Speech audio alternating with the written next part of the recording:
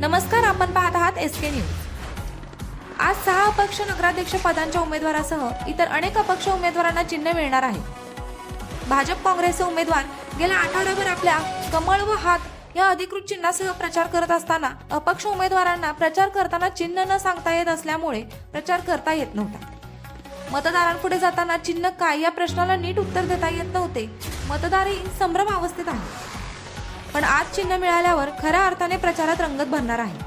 नगराध्यक्ष पदाच्या शर्यतीत असणाऱ्या 4 उमेदवारांपैकी भाजपचे अधिकृत उमेदवार विनायक पावसकर व राष्ट्रीय काँग्रेसचे अधिकृत उमेदवार झाकीर पठाण यांनी आपला प्रचार जोरदारपणे चालवला आहे। राजेंद्र सिंह यादव व रणजित पाटील यांना आज चिन्ह मिळणार आहे व प्रचार 30 तारखेपर्यंतच करता येणार असल्यामुळे 4 दिवसात संबंध शहरात मिळालेल्या चिन्हासह प्रचार करणे हे एक अग्निदिव्यच असणार आहे।